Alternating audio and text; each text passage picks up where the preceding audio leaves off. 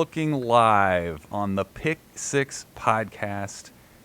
This is Oklahoma Week. Welcome in, Evan, Sam, Jimmy, Omaha World-Herald. Thanks for listening. It's here. It's here. Sooner or later it was coming. It is finally here. Nebraska, Oklahoma Week. How are you guys doing? It's good. How many games did Brent Messburger call of Nebraska, Oklahoma? That's what I'm curious about. I don't even know. Probably Seems five, like a six, lot. 5, 6, 7. Yeah, I know he sure. called 87. I know he called 88. I think he called 90. Then it went back to ABC. I think he called some of those too. Mm-hmm. He the early 2000s, he and didn't Keith he? Jackson are kind of the voice of the rivalry. They are.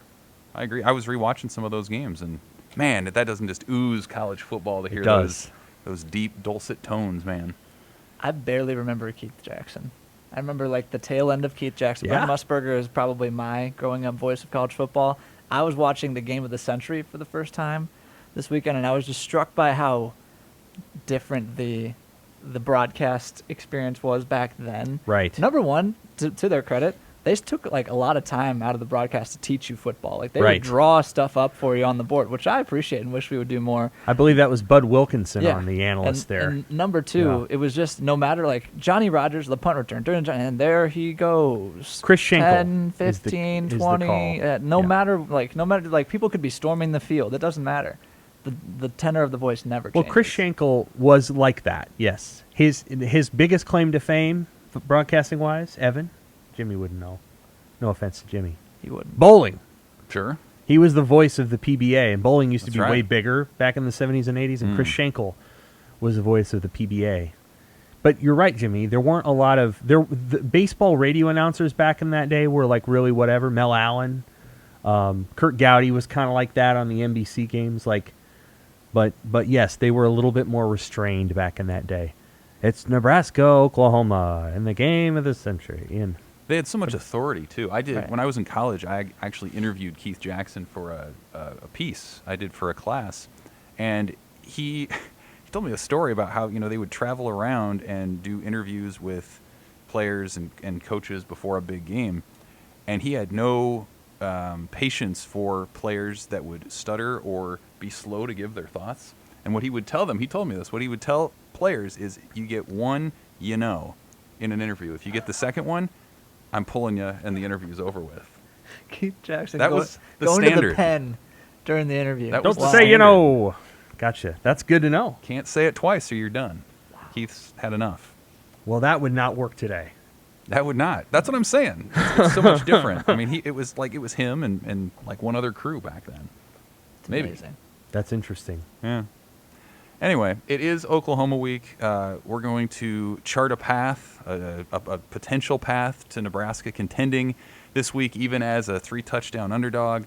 We're going to get into the Mount Rushmore of Nebraska rivals. OU clearly is on that. We're going to explore Absolutely. who those other teams might be. Okay. But I think the first place to start with this, our big red idea, is just to dive into this Nebraska-Oklahoma rivalry. And because I feel like the three of us here are able to kind of encompass what this is like for the fan base. Sam, you have memories of OU Nebraska, I'm sure, going back to the 80s, right? Yes. I'm in my mid-30s. I kind of came in on the tail end of it. And Jimmy, you're essentially, a freshman on this team learning about this rivalry for the first time. So I feel like, this is a rivalry this weekend now that's marked by how old you are and your experiences. So I thought we could start with that. I guess, where do you come down when you hear Nebraska, Oklahoma? What does this thing mean? What did it mean, and what does it mean now?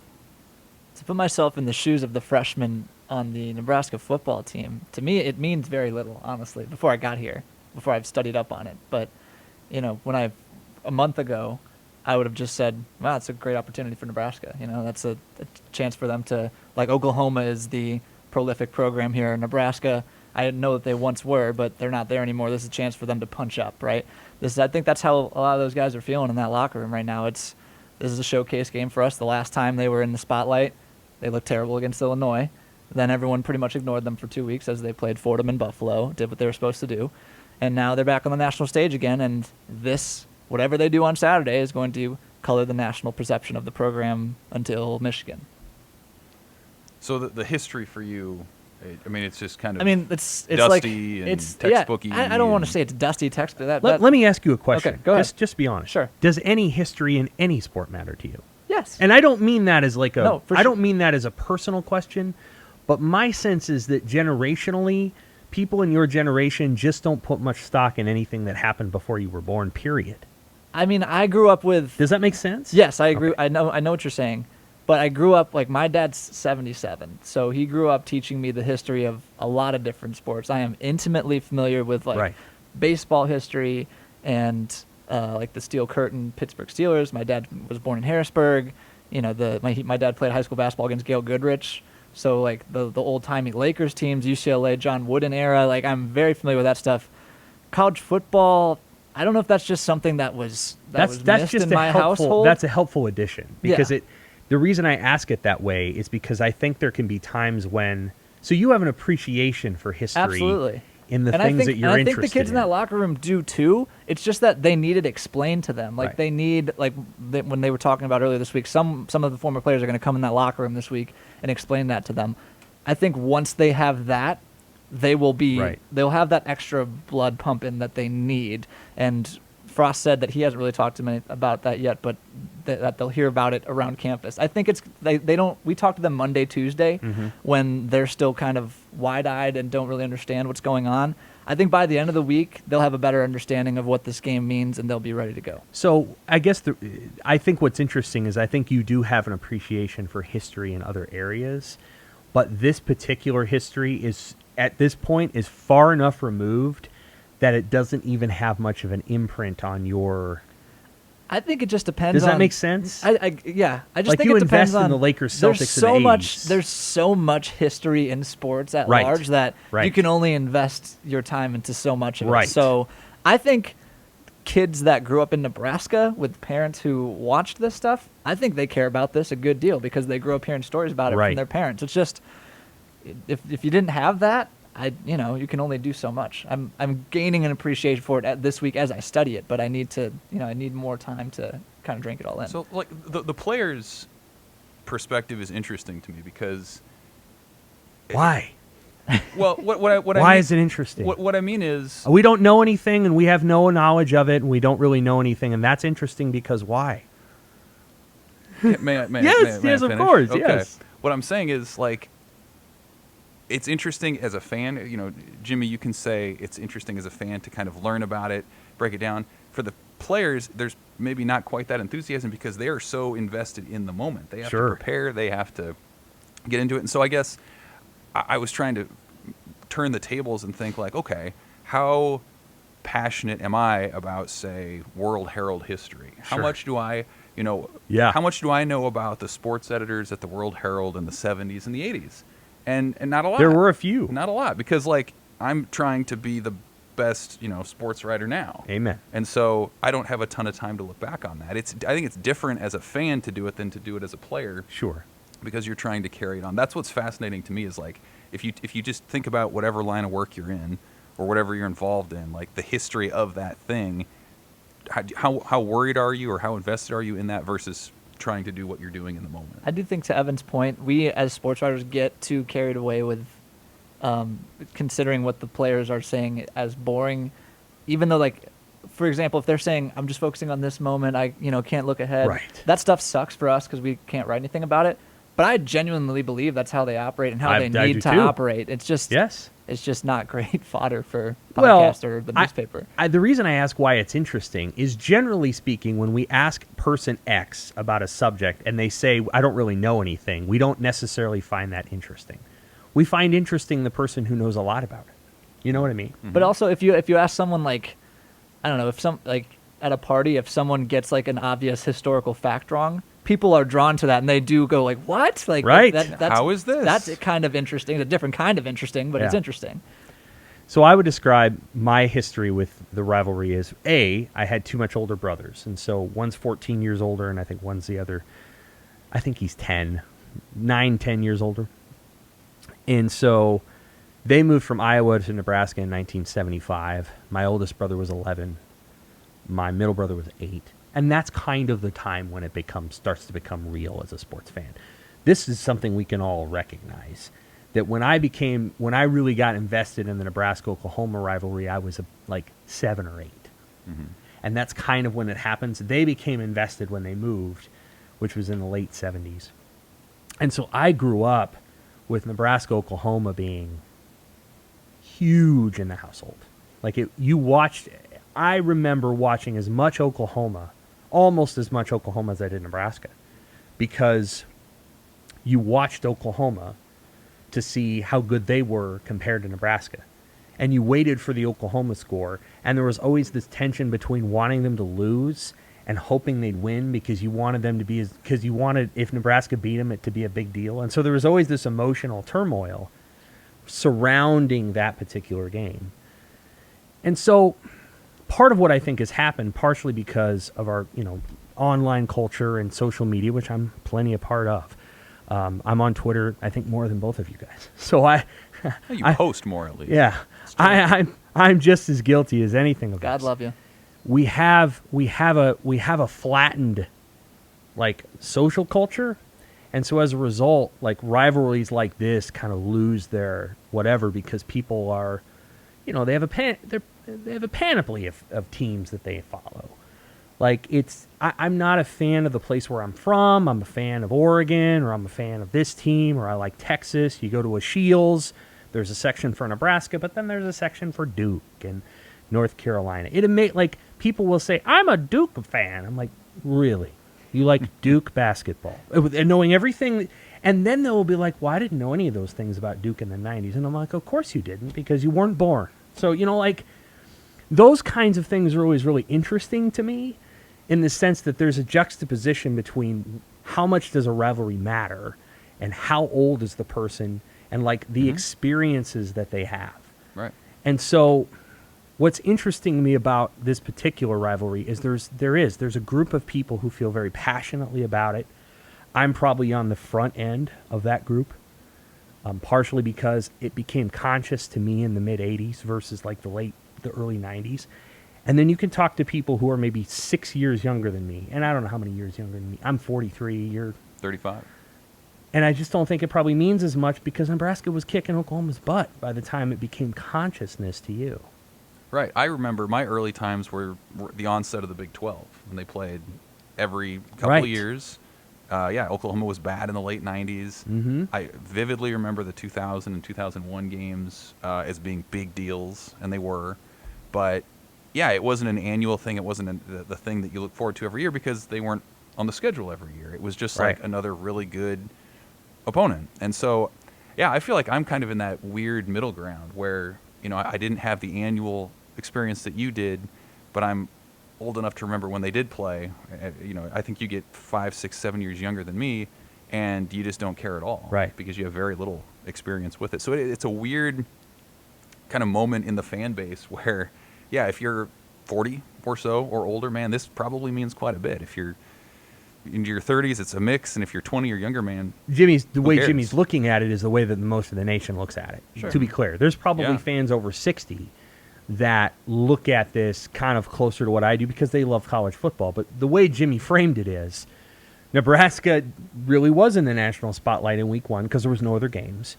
And now they kind of, what do you want to call it, kind of walk back out. And everybody's going to be like, Show me something. Show me something. Exactly. Because, somewhere deep down in there, they'd be like, boy, it'd be nice if Nebraska was good. They're kind of a historical team, right? But they're not very good, so I don't really care. What's Coastal Carolina doing?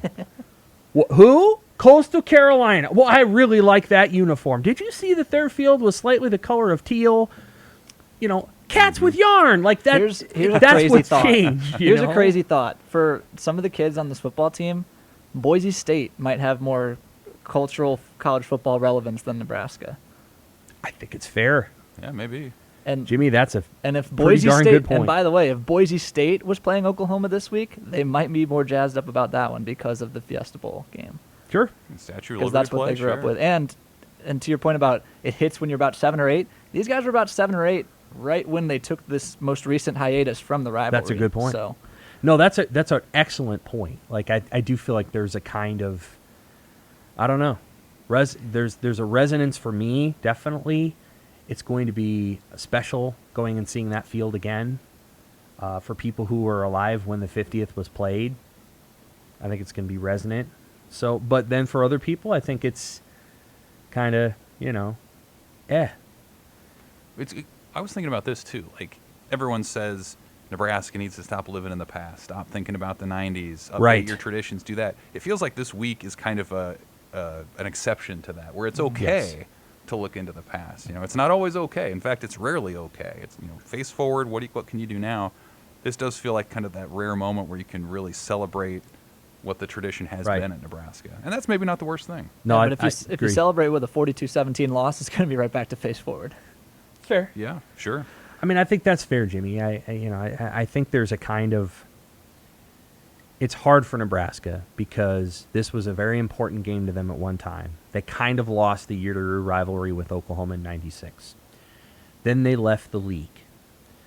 As it turns out, they left the league for what I believe are good reasons, considering that Oklahoma and Texas couldn't care less about history and are willing to move. Knowing that, it's still like, who is Nebraska supposed to be now? They can't live in the 90s. I agree. At some point, you have to leave that behind. Who do they get to be in the Big Ten? Do they get to enjoy the teams that they play in the Big Ten? Does to your Mount Rushmore thing, do they get to allow themselves, I'm talking the fans, to see one of the teams in the Big Ten as a rival? Do they get to, or do they have to mourn it? Do they have to say, well, I can't allow myself to enjoy the Big Ten, and I miss the Big 12, but I know that's not gone. And so the only thing I have is, where are we ranked in the AP poll? We're not ranked in the AP poll? Okay, well, I just don't care.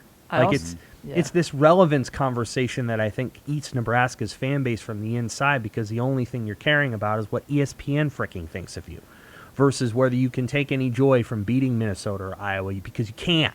And that's the hard part, is that Nebraska doesn't know who it wants to be or who it can be or who it's allowed to be. I also think it's kind of strange that, like, I don't think that there's the same sentiment about Kansas State, where it's like, stop living in the Bill Snyder heydays. I don't think that exists, does No, it? there yeah. isn't. And is that because Bill Snyder hung around a little bit longer into the 2000s? Is that Right. because Kansas State is still respectable 8-4 and Nebraska hasn't been to a bowl game in 5 years? I don't know. I don't know the answer to that, but I think it's weird that juxtaposition exists. That's a great point. I think the narrative is that Nebraska's narrative is that it is in a perpetual state of decline, and it is the marker of something. And Kansas State was never as high as Nebraska was. It's a good discussion, though. One other thing on that I wanted to ask you too, Sam. Like, there's been the discussion this week about, was that rivalry one of hatred? Was that one of mutual respect and things like that? And, like, I guess for someone my age, it felt more like the respect thing, because Right. they didn't play every year, and so there was sort of this sense of paying homage to it, even when they did play. Those 2000s games, they were both good. Everyone kind of walked away saying, those are some great games, whether they won or lost. Was that the case? Did you feel like in the 80s? No. In the 90s? I mean, it feels like once it went to the Big 12, it shifted more into whatever you want to call it, sort of a respect. Once Nebraska started winning all the time is when it shifted. Okay. Now, I've lived here my whole life, okay? So, like, I say this fondly about Nebraskans. I'm a Nebraskan my whole life, probably will be my whole life. I don't know that I'm ever going to move. So let me say this, that Nebraskans kind of like the idea of feeling pretty good about themselves as fans. And so I've never loved the applaud the team as they come off the field after you beat them by 45, because it seems patronizing to me. And I think that the Nebraska-Oklahoma rivalry in the 80s was as bloodthirsty as the Nebraska-Colorado rivalry in the 90s. Nebraska fans did not like Oklahoma. They didn't like them. And it would be false to pretend that they did. And the reason it became respectful toward the end was because Nebraska won a bunch in a row. They won from 92, they won 91, 92, 93, 94, 95, 96, 97. They won the last 7 in that series. And then they won in 01, and they haven't won since then. Well, yes, they have. I'm sorry. They won in 09. 09, yeah. There's this sense of, well, we held our own, that kind of thing. But in the 70s and 80s, no, I think it was pure blood hatred. I think Barry Switzer retiring, or whatever you want to call what Barry Switzer did, he got fired because he ended up coaching the Cowboys later. Barry Switzer leaving changed the dynamic of that rivalry, because Barry Switzer brought out sort of a white-hot hatred, like the core of the sun. hatred from Nebraska fans. Hmm. They hated him. Come on. Ooh, kidding. Oh, it was good versus evil. Who it are we was kidding? Tom Osborne Oh, yeah. who did it the right way, and Barry Switzer. Yes. Yeah, evil empire. all that. Absolutely. So that's what it was, and Nebraska fans have sort of reframed it as something that it really wasn't. I do think in 1971 it was one of mutual respect, and the reason it was a mutual respect then is because Oklahoma had spent the last 3 decades kicking Nebraska's butt, and Nebraska hadn't earned its bona fides yet. Once they earned it, and then they lost it again when Oklahoma won a bunch in a row in the 70s and the 80s, I think it turned back into the, ugh. But do you remember the Nebraska-Colorado rivalry in the mid-90s? I do. I mean, that was some hideous stuff. It was intense. Yes, absolutely. Saying quarterbacks had passed away and people getting stuff thrown at them, and that's what Nebraska-Oklahoma was prior to Colorado becoming that. Because nobody says Colorado and Nebraska had a rivalry of respect. No. No one believes that. No, absolutely not. Well, let's flip it to the game then this week. So Nebraska heads down to Norman. They're 3 touchdown underdogs, essentially. I guess the first kind of way I want to frame it is how do we put together a path for Nebraska to win the game? What has to happen? Because, nationally speaking, and Jimmy, you spoke to this, everyone expects they're going to lose by multiple scores. What are the circumstances that have to line up for Nebraska, even if not to win, but to be competitive into the fourth quarter and make this thing in doubt late? I think it starts with the defense. They have to. I mean, there's an offensive ceiling that Nebraska just can't match with Oklahoma. So the Black Shirts have to keep that under control, and that doesn't mean 3 and outs. That means field goals, not touchdowns. Sure. And I think it also, but I think Sam, you wrote this week when Oklahoma scored 28 straight points or 28 points, at least 28 points in however many games, all but 2 of the games, and that's in the last 6 years. The last 6 years. So that's, again, so you're still going to have to score a lot of points, even if you hold Oklahoma down to the worst version of Oklahoma. So that means that Nebraska's going to have to score a lot of points against an Oklahoma defense that I don't think has looked great through 2 weeks, but is definitely still the most talented defense they've faced so far. So that probably means lots of Adrian Martinez, because that's what it's meant for Nebraska to be good so far this year and during the Frost era, to be quite honest with you. So lots of Adrian Martinez, and Black Shirts hold Oklahoma down. What do you think of Adrian Martinez? You've seen 3 games of him now. I don't know if you watched a single play of his before you got here, but what do you think of him? I think it's hard to deviate what he was before the season still, because the sample size we have this season is still against Fordham, Buffalo, and Illinois, who we're learning very quickly is not very good. It's just Nebraska played awful that day. Right. So I think he's super entertaining. And from what I understand before this, he was super entertaining, whether that meant good or bad. This year it's meant mostly good. Yeah. I have a soft spot in my heart for quarterbacks who can run and extend plays, and he does that at a very high level. I mean, that run against Buffalo last week was just incredible. I mean, I was laughing in the press box. Yeah. It's amazing. Yeah. But I don't know what to say as far as a true evaluation, because I don't know that he's played a ton of competition worth evaluating. No disrespect to Buffalo and Fordham, but that's just they've been outmanned. They've been outmanned. Yeah. What do you think, Evan? I mean, I think it starts with the baseline stuff that we always talk about. It starts with you got to cut down on the penalties. You got to be positive in the turnover margin. You have to, at the very least, not let special teams be a liability. Break even at the least. Maybe make some sort of a play there. But, yeah, I would tend to agree with what you're saying, Jimmy. Like, when you look at the offenses, Oklahoma has the clear advantage there, so you're not feeling good about a shootout. And you're probably not going to get the type of game, a low-scoring affair, 24-13. It feels like it's more of a, 45-24 sort of game. Yeah, the last game that Nebraska won the series was 10-3. It's not that. No, it's not that. It's not that. It's not. And so, we talk about how is Nebraska going to generate offense. It seems clear that they're going to have to rely a lot on Adrian Martinez. Right. We've seen that the running backs to this point, they haven't had a single guy break away with that job. I think the return of Travis Vokalek is kind of a more detailed thing. I think if he comes back, I mean, he's ostensibly the best blocker at the tight end position, maybe one of the best blockers on the team. No question. And you've talked on our podcast before, Sam, about the value of having 2 tight ends that allow you to exploit mismatches. Or is the other guy healthy? You know, If that's a Austin push. Allen comes back, sure. Yeah. But I think if those two guys are back, Oklahoma's defense has showed enough mortality this year and in previous years that you can say, they can score some points. And Yeah. so, yeah, I think there's a path to it. But man, it goes back to the show me thing, and just Nebraska doesn't play complete games against good teams. They just haven't done it in a long time. So you can't count on it. But I think that's sort of what it's going to take for this thing to be in doubt into the fourth. Those are both really good thoughts. I'll try to keep it brief. This sounds obvious. Tackling, you got to tackle. This is a tackling game. Now you're not going to get every tackle. They're going to break a few, but if you could tackle pretty darn well, that would help. By the way, Oklahoma tackled really poorly against Tulane. That's part of the reason why that game was as close as it was. This is true. Nebraska's defense has got to tackle because I think Nebraska can scheme up taking away that deep post, or Oklahoma will run slot fades that are hard to defend. But I think Nebraska can take some of that stuff away. But what they can't take away is the 12-yard slant that turns into a 50-yard play, unless they tackle. That's one. I think you've got to have a really sharp, quick throwing game. So you got to be on point with whatever you decide to do, whether that's a fake on a zone and a quick throw out to the tight end on a quick screen, or that's that long sideways throw that they love that doesn't work very well.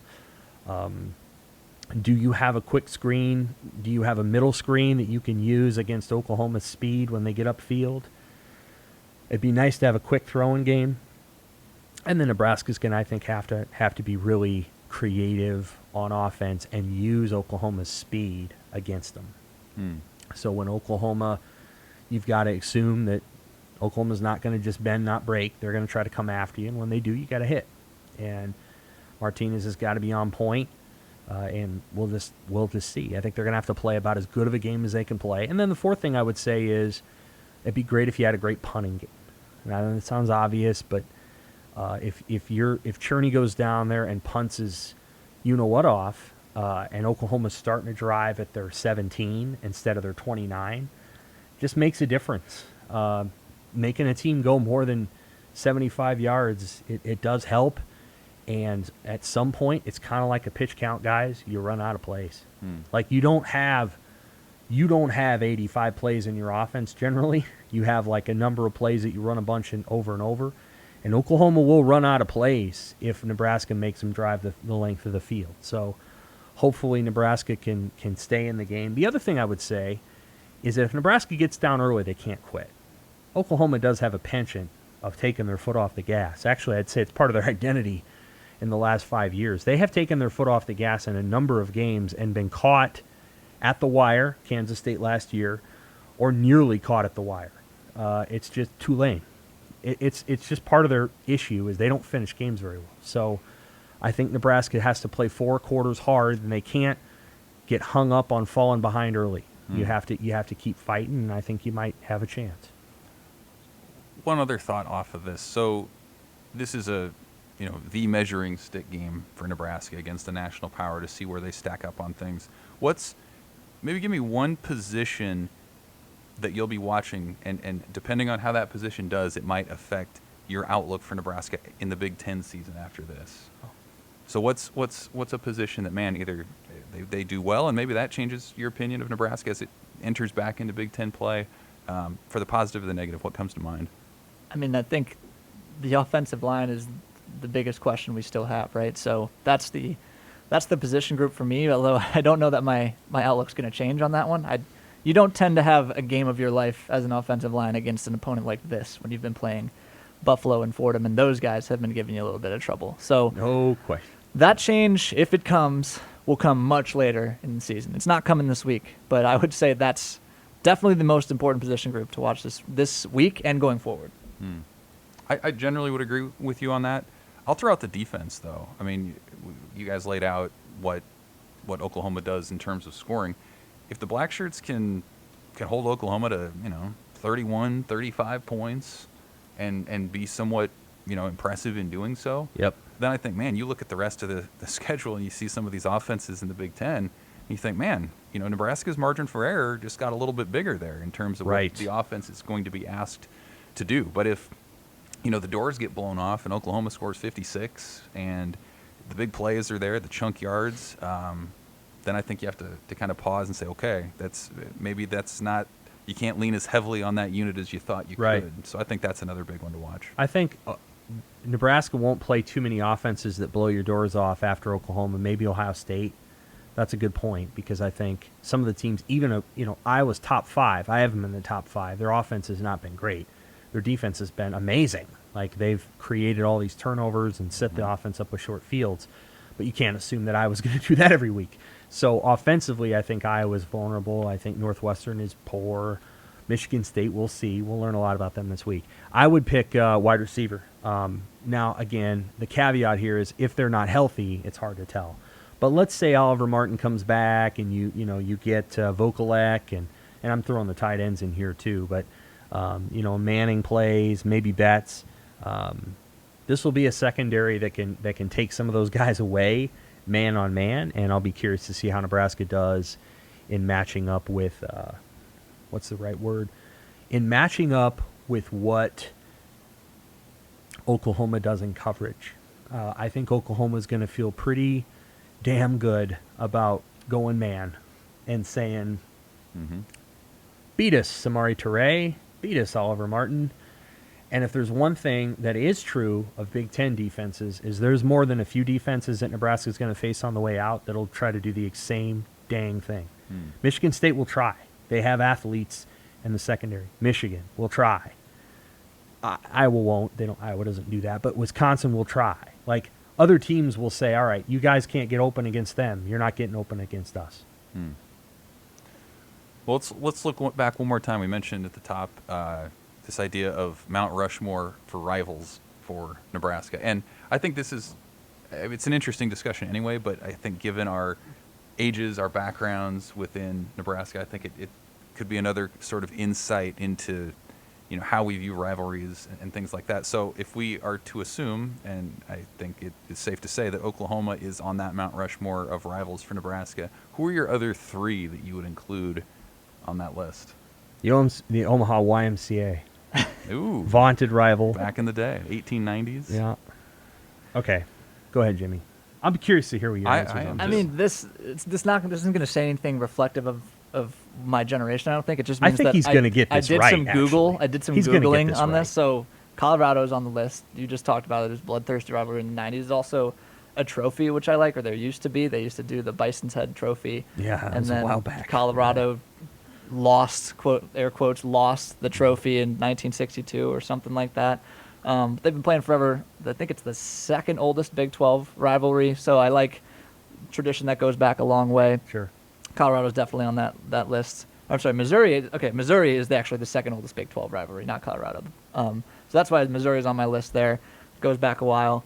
The Tigers and the Cornhuskers started meeting in 1892, back when they both played in the Western Interstate University Football Association, commonly known as YUFA. And I think it was there's a Victory Bell is the trophy in that one, and the cool thing about that one is they have the scores on the Victory Bell through 2005, and I think that one started I went to Wikipedia. The Victory Bell started as like a fraternity competition. It did. In Nebraska, and that used to be something that they played over, and then the schools decided, hey, let's make this part of something It cool. remains in Nebraska's possession. The third one, this is the one where I could see myself getting some pushback. The third one I have is Miami, and I think they've played a total of like 10 or 12 times in the school's histories. But 3 of those times decided a national championship. Another was an Orange Bowl, and Nebraska's first ever bowl victory happened to be over Miami in the Gotham Bowl, which, fun aside about the Gotham Bowl, technically it lasted 3 years, but they only played 2 games because Oregon State was invited one year, but they couldn't find anyone who would play against Oregon State. I thought that was fun. But I would put Miami in that category just because when people of that generation think of Nebraska, they will think of those Miami National Championship games. And if we had a Nebraska-Miami non-conference matchup on the schedule, like we did Oklahoma, people would be doing the same kinds of stories that we're doing this week, looking back on those kinds of games and what they meant to college football culture. Which happened only a handful of years ago. 2 years ago. There you go. All right, so Interesting. Evan, do we agree that Colorado's on the list? We do. Do we agree that Missouri's on the list? I did not put them in my other. Okay, so Though, you don't have to rehash Colorado. Give me your other two. Okay. Although I considered Missouri because I made a couple of trips there and did not enjoy it and hear the stories of tires being slashed and things Right. like that. I wasn't a huge fan. My other one, my other ones is Iowa, Mhm. and I think it's a natural border rival. 6 straight Iowa's won against Nebraska. A lot of them have been competitive. You think about some of the recruiting wars that Nebraska's lost to those guys in recent years, Noah Fant or whoever it might be, Nate Budgeta, the trash talk, whose corn's better. It's just it's a natural rivalry. It's pertinent to today. I think if you look at any of the Big Ten rivals today, that's where it has to start. If Nebraska's going to start ascending, Iowa is that first hurdle, and they just haven't been able to get over it. Can I say, hold on, can I say I disagree vehemently with that? First of all, listen to what you just said. The trash talk is whose corn is better. Mhm. That's not doing it for me rivalry trash talk wise. It also just feels like if Nebraska didn't join the Big Ten, which is obviously a massive if, but if they did not, I don't think we would consider. It's just like, oh, we're close to each other, right? So we're automatically rivals. And the third, and I think the most damning part of this rivalry is that, or this lack of me not considering it a rivalry, Nebraska and Iowa didn't play from 1982 to 1999, which is what most people have the fondest memories of Nebraska. Right. So I couldn't get there with that one. Yeah, I mean, I understand that, but part of it's where you live, too. If you Yeah. live in Omaha, if you live in western Iowa, you hear about that all the time. And, I have family that lives in Iowa, and when Nebraska and Iowa didn't play, there was still a lot of trash talk in the dinners and holidays I was part of. Like, oh, you guys are lucky Iowa and Nebraska aren't in the same conference, or this and Yeah, this would have that's right. happened, or that and that. And I can tell you from living in western Iowa, there has long been resentment about the overcoverage, the perceived overcoverage of Nebraska football compared to Iowa. And you talk about today, I mean, how much coverage Nebraska football gets relative to its success is so much greater than what Iowa gets with its success. And I think people are sensitive to that too. I think the recruiting point is a good point too. My last one is Texas. I still think that's one that sticks in people's craw. All you need to say is 1 second to stir people up. Right. Or, Terrence Nunn fumble in 2006. Mhm. Or, I think the most of all, Texas, as you mentioned earlier, Sam, is the main reason Nebraska left the Big 12. And that was a marriage that could have worked if there was more of a sense of unity and collaboration. That obviously didn't come to pass. And so Texas is a very direct factor and turning point in Nebraska's history. And so they only played, kind of to your point about Miami, Chris, they only played 14 times to this point in their history. But that rivalry has stuck in the head of Nebraska fans off the field into other sports. I feel like that kind of bleeds over into areas other than football more than maybe any opponent Nebraska faces. Yeah. Doesn't everyone hate Texas though? That's not Texas. Pretty much. Nebraska and Texas are more alike than Nebraska or Texas would like to admit. The program that is the comparison piece to Texas and Nebraska is Oklahoma. I think Nebraska and Texas, often to their detriment, care about how things are done, the way things are done, and Oklahoma doesn't care. They just want to win. I would say that Iowa is a late entrant to this for a couple reasons. One, Nebraska is in the Big Ten, and it's going to be in the Big Ten for the foreseeable future. And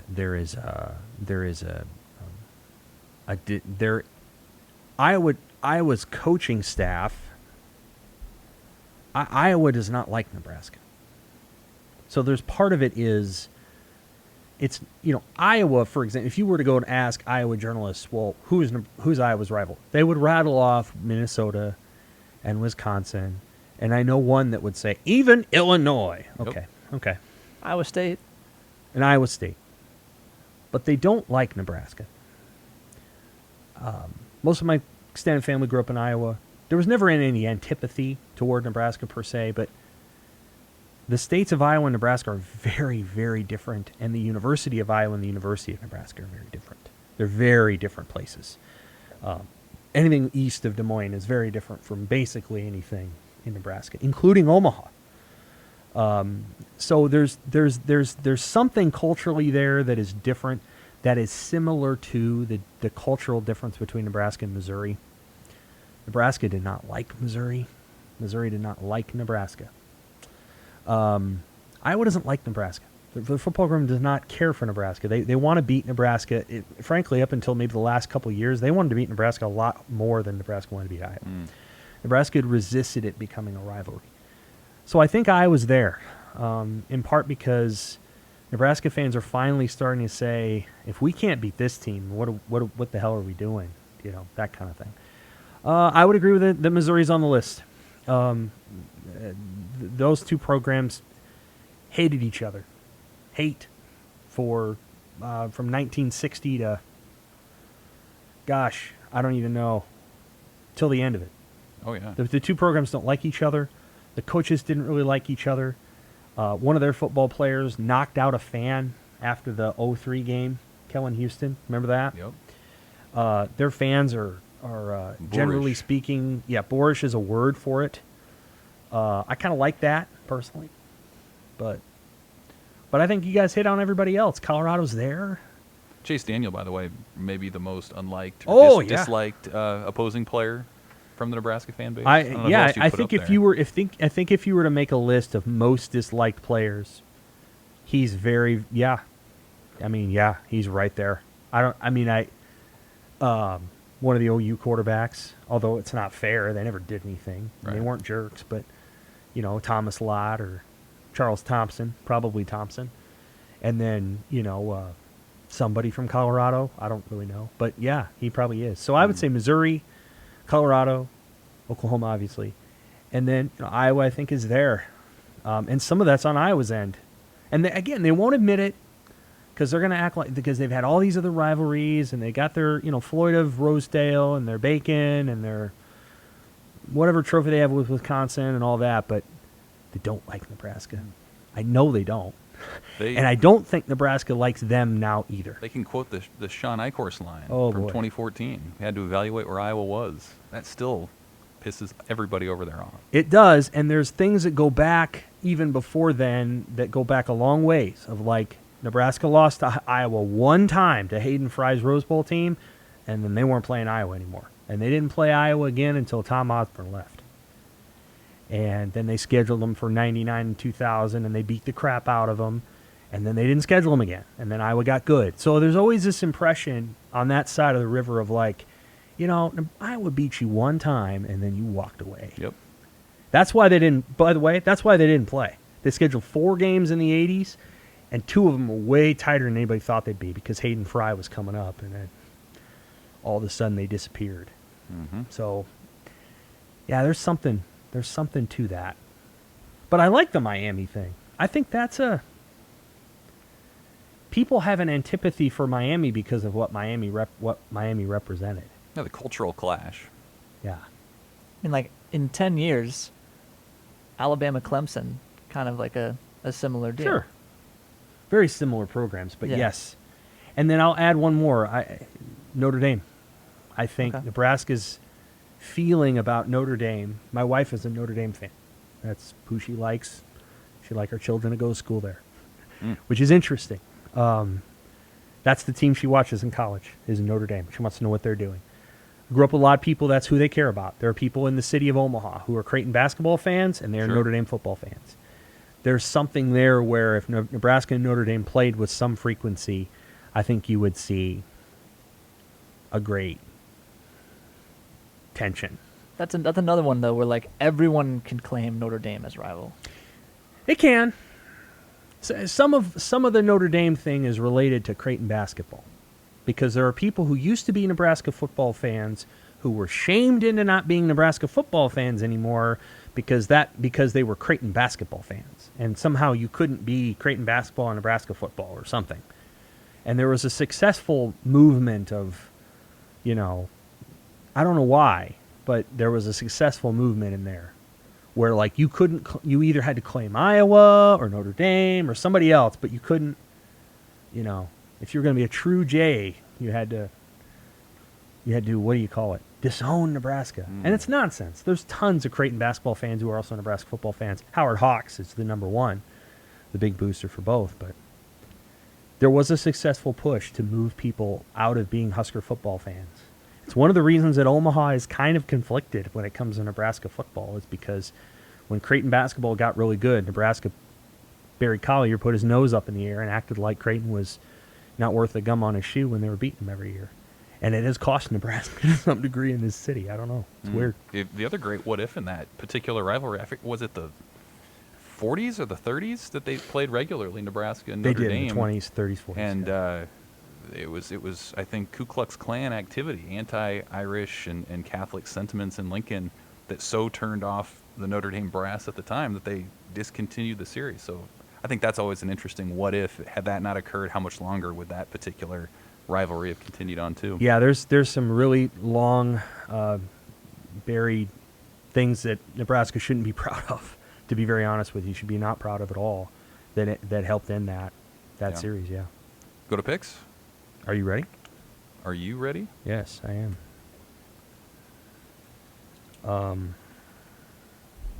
All right. Jimmy is in the lead. 17-5. That'll play. 16-6 for Evan. I'm at 13-9. So I've taken a few more chances. Michigan State at Miami. We had Miami on this list last week. They almost lost to Appy State. They didn't lose to Appy State. They won. Michigan State has beaten Northwestern and Youngstown State. This is a really big test of how much do you trust your preseason opinions versus what you've seen so far. I'm gonna go Miami, but Michigan State has looked pretty darn good first 2 weeks. Again, not against the greatest competition, but you know, offense looks way better than I thought it would. Me too. I agree. Yeah, I'll do the same. Miami, I think a lot of it's their perceived struggles are who they've played, and I'm not necessarily sold that Michigan State's as good as it looked against Northwestern. So Miami. Miami too. I like the home field. We'll see. Cincinnati at Indiana. I got Cincinnati. I think the Indiana, we're starting to get that whiff of what happened last year with Indiana. What really went down there? Was that just COVID weirdness? I don't know. Cincy for me. Yeah, same thing. It's kind of the other way, where I feel like the first two games have shown what those teams are a little more accurately. Cincinnati. Nevada at Kansas State. I'm going Nevada. Will Howard has just to beat Nevada, all Kansas State has to do is steer a steady ship. Will Howard has not proven that he can do that. I got Nevada. I'll go with the Fighting Jimmies. I think Kansas State gets it done at home. Yeah. Jimmy didn't even go there. I lived in the area for a while. Live there. Still trying to get out of my lease, so you can still general proximity of the place. It's very strange. To be fair, I could see the stadium from like my front step. Oh, that's nice. Yeah. Kansas State. We'll see. Minnesota, Colorado. Buffalo's almost pulled off an upset against A&M. Minnesota's they've been all right. Their defense leaves a little to desire. Altitude, all the rest. Right. Defense super important on the road. I got Colorado. Okay. I think Minnesota has the better quarterback, and they're going to figure things out a little more after the Ibrahim injury. So I'm going Minnesota. I'm going to go Colorado. We'll see. Purdue at Notre Dame. Speaking of rivalries, this is actually a pretty big rivalry. Went on hiatus for a few years. In-state. Short and sweet. Notre Dame. I'd love to say Purdue, but Notre Dame. Notre Dame. Northwestern at Duke, the Brain Bowl. Oh, man, what a game. They played 12 times since 2000, I think, somewhere. Is that a rivalry? No. I know. Northwestern also plays Wake Forest, and they also play Vanderbilt. Okay. All four of those teams agree to play themselves. It's a J play school off. Duke has a pretty decent journalism school as well, actually. Do they? Yeah. Certainly Northwestern does. Yeah. I'll go Duke. Okay. Northwestern for me. Kind of flying blind on that one, aren't you? I can give you a reason if you want. I have more faith in their coaching staff, and I think I can, if you squint a little bit, I think you can see a little sunnier a sunnier outlook for Northwestern than what Duke's put up. Northwestern. Auburn at Penn State. I'll go here. Penn State, I think Auburn's actually pretty good, but I think they'll struggle up there, and that environment with that crowd, I think Penn State squeaks it out by 3. Penn State defense looks really good, too. It does. I got Penn State. I'll go the other way. I'll go Auburn. I think Penn State was fortunate to beat Wisconsin They were. earlier in the year. I don't know if that formula can hold up. And, man, Auburn's got some athletes, so give me the Tigers. Oklahoma State at Boise State. This is fun. I think I'm going to go Oklahoma State in a very, very, very close game. Gundy. Yeah. Give me Boise State because it's at home.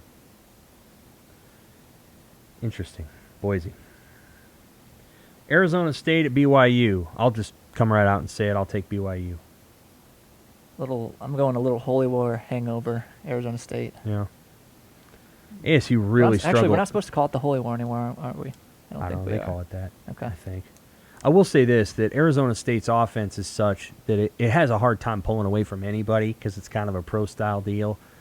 And I like Herm Edwards as a coach, but I feel like BYU they're tough to beat at home. They're just they're a different team in that environment. And the game may be at Arizona State. I can't remember, but I'm going to take BYU. Same, BYU. Okay, here we go. If you want to change your opinion. Could be some real movement on the board this week. Oh, yeah. I'm not changing my opinion. You could pull away. Not even close. UVA at North Carolina. North Carolina's, I think, 1-1. They lost at Virginia Tech. UVA's 2-0, and they look good. But North Carolina is not a bad team. I mean, they weren't able to finish drives at Virginia Tech. They were the better team. That was pretty obvious, but they didn't play very well. They also turned the ball over Right. too often. They did. It was a sloppy game. North Carolina. When Sam frames games in that way, he tries to get you to consider Virginia, but I'm going to go North Carolina also. As impressive as that Illinois win was. Yeah, that was something, wasn't it? I'll take North Carolina here. Alabama, Florida. It's fun. Bama. Yeah. It's fun, but not that fun. It's Alabama.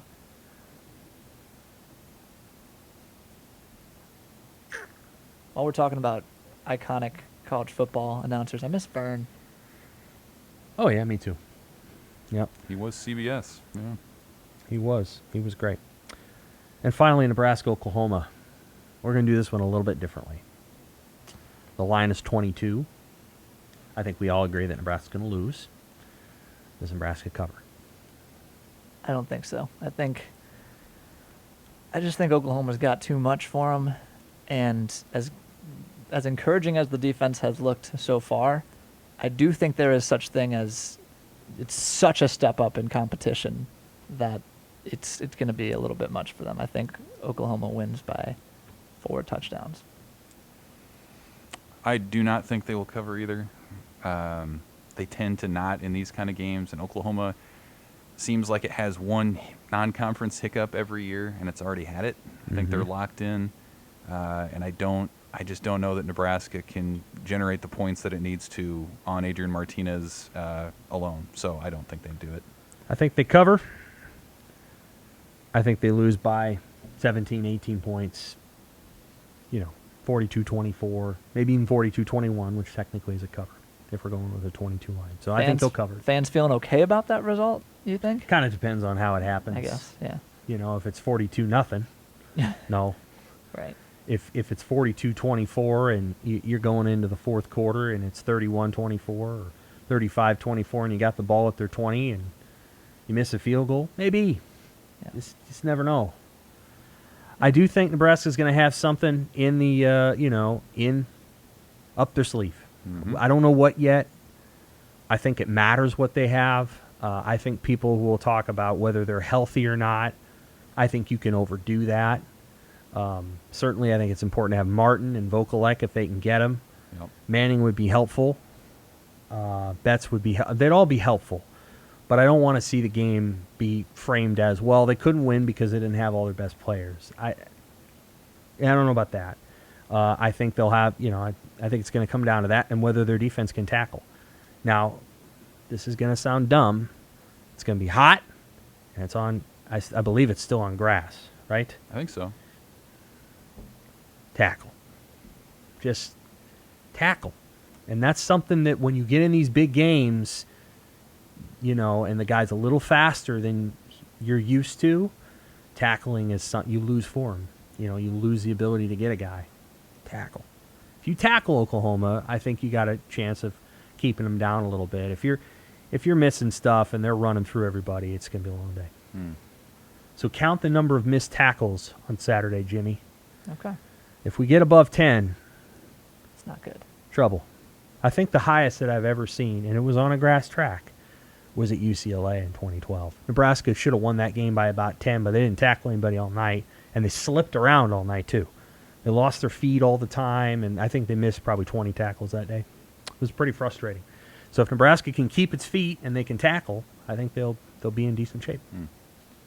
I also think something that's been in my head today is we talked at the beginning of the show about how Nebraska, these kids will better understand the rivalry when Nebraska has their guest speaker that they've been talking about. They have a guy every week coming into them.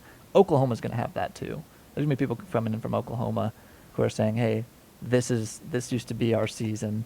And that takes away an underdog's biggest ally, in my opinion, which is the element of surprise. I wrote about this in my Buffalo 2-minute drill last week. Yes. Nebraska may have taken Buffalo serious no matter what, but it certainly didn't hurt that Northern Illinois beat Georgia Tech the week before. Sure. And that we wrote the story about a MAC team winning 14 years in a row over a Big Ten team. Right. That's at the forefront of your mind. Oklahoma is not going to take Nebraska lightly. No, they're not. No, they won't. They have to win every game. The pressure is actually on Oklahoma in this game. Oh, yeah. They have to win every game to make the playoff. They're not going to play any ranked teams. Texas is out. Texas is going to be Texas. They're going to go 7-5. Iowa State hasn't looked very good, and so you can't really figure out where they're going to be. I think it's going to be a year where Oklahoma better plan on running the table, because if they lose one and Georgia's out there dancing with a one-loss, season where they don't win the SEC, they're going to take Georgia over Oklahoma. So there's a lot of pressure on OU. They lose one game, season's probably, they're going to be like, this is why we're going to the SEC. That is part of why they're going to the SEC, because they feel like if they're not perfect, they won't go to the show. And even if they do go to the show, they go as a 4, because they don't play enough good teams in order to justify a 1 or a 2 seed. Yeah, if Nebraska goes up 10-0 in this game, super interesting. Yeah. Super interesting. That's when it gets fun. Well, to your point, it's the first time this year Nebraska will be the underdog. We'll kind of not have that pressure that it has to win. So I guess we'll see how it comes out. Hope you guys enjoy the game, whatever your age is, whether that's nostalgia, whether that's just the thrill of playing a top 3 team on the road. Should be a lot of fun. So follow us, and we'll be back next week to break it down. Should be a lot of fun. Big Ten starts next week. Big Ten play the rest of the way. The real way. Thanks, guys.